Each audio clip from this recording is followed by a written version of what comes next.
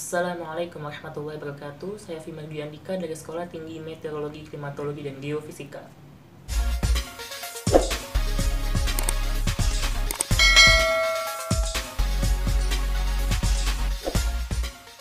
Udah lama kita nggak pernah ketemuan lagi, nggak pernah saya bikin video lagi. Terakhir kali saya bikin video kayaknya tahun lalu, itu pun cuma satu.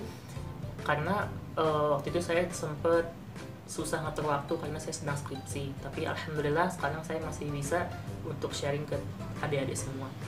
Oh iya, saya tuh sebetulnya masih selalu aktif ya untuk di YouTube ataupun untuk di Instagram. Saya selalu aktif, tapi mohon maaf banget untuk yang tahun kemarin kalau yang ngechat saya tapi saya nggak bales, itu sebetulnya bukan saya nggak mau bales, tapi saya lupa karena dulu akunnya itu sempat dibuat ke bisnis, tapi saya lupa gitu. Nah akhirnya yang masuk itu ada DM yang masuk, saya lupa tuh untuk saya buka. Ternyata pas saya udah jadiin akun yang biasa, lupa, hilang deh gitu, gak kelihatan. Mohon maaf ya. Insya Allah tahun ini saya akan cukup aktif buat ngebalesin DM kalian, insya Allah. Banyak banget dari kalian yang nanya-nanya ke saya tentang tahapan-tahapannya, terus juga seperti apa penilaiannya, terus bagaimana juga tentang seleksi administrasinya, kok kayaknya susah banget nih. Oke, sebelum kalian itu memilih untuk STMKG, dan sepertinya sih emang sebagian besar kalian udah daftar ya. Cuma saya mau menekankan lagi ke kalian bahwa di STMKG itu kan harus betul-betul pastikan kalau kalian itu memenuhi semua permintaan atau kriteria dari STMKG-nya. Kalau seandainya kalian tidak memenuhi, khawatirnya nih kalau misalkan kalian lulus semua nih sampai ke daftar ulang, tapi pada saat nanti daftar ulang kalian itu ternyata ada persyaratan yang tidak memenuhi, ya itu bakalan berbahaya banget buat kalian. Nah, untuk syarat-syaratnya sudah dijelaskan dengan secara detail dan rinci sama STMKG-nya, atau bahkan sama junior saya dulu pernah bikin video. Kalian bisa lihat video di sini nanti. Nah, itu nanti kalian bisa searching aja tentang videonya begitu. Nah, untuk persyaratannya kalian juga bisa lihat nih, udah saya lihat di sini, udah saya kasih tahu di sini. Ini persyaratan akademis maupun syarat umumnya. Kalian harus memenuhi itu semua dan jangan sampai tidak. Baik, langsung aja kita ke alur pendaftaran di SSCASN. Nah, sebenarnya tuh apa sih SSCASN? Jadi kalau pada saat kita nanti daftar, itu ada beberapa portal ya. Kalau zaman saya dulu namanya Panselnas, seperti yang saya pernah jelasin di video-video saya sebelumnya. Lalu kalau yang untuk tahun 2019, kalau nggak salah namanya SSCASN, saya juga lupa. Terus untuk tahun 2018 namanya SSCN dan lain-lain sebagainya. Pokoknya berbeda-beda namanya. Intinya mah tetap sama, itu juga. Nah, untuk tahap yang pertama yang harus kalian lewatin adalah kalian harus akses di portal sscasn.bkn.go.id. Nah, nanti kalian di situ bakalan bikin akun dan segala macem tuh. Oh iya, khusus di tahun ini STMKG itu nggak cuma kalian itu harus daftar di BKN aja atau di SSCASN. Kalian juga harus daftar di portalnya STMKG, yaitu simas.stmkg.ac.id. Nah, nanti kalian bakalan bikin akun SSCN di situ, dan juga nanti kalian akan mencetak kartu informasi akun kalian. Selanjutnya, kalian akan login menggunakan password dan juga NIK yang udah kalian daftarkan di SSCN tersebut. Selanjutnya, kalian disuruh ngupload swafoto. Swafoto itu maksudnya nanti kalian bakalan berfoto sama KTP kalian ya. Terus habis itu nanti kalian bakalan ngupload nilai, upload berkas, isi biodata, dan lain-lain sebagainya. Pokoknya nanti di tahap 4 ini kalian harus melengkapi itu semua. Nah, setelah itu nanti kalian bakalan ngecek nih di SSCN kalian itu apakah kalian lulus verifikasi atau tidak. Pokoknya nih kalau kalian yakin semuanya itu memenuhi syarat, insya Allah kalian pasti bakalan lulus, jangan khawatir. Pokoknya kalian harus betul-betul yakin bahwa kalian itu memenuhi semua persyaratan baik yang akademik maupun yang umum tersebut.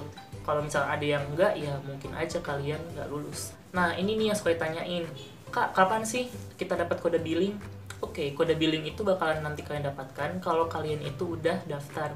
Kalau kalian udah daftar, kalian nanti udah upload swafoto dan lain-lain sebagainya, udah ngisi biodata, terus nanti udah diverifikasi bahwa data kalian atau akun kalian itu benar. Nah, nanti bakalan dapat kode billing.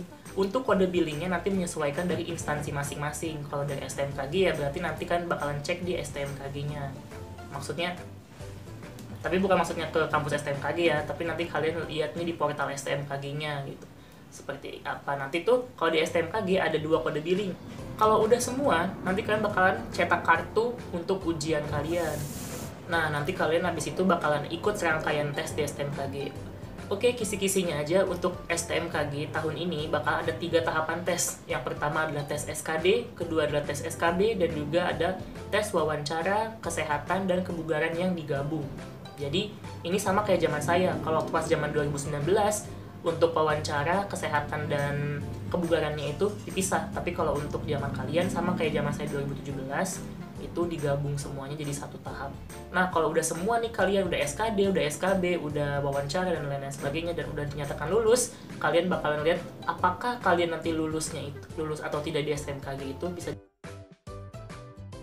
Banyak juga yang nanya sama saya, Kak, kalau misalkan kita lulus di STMKG nanti kita bakalan ngekos atau di asrama?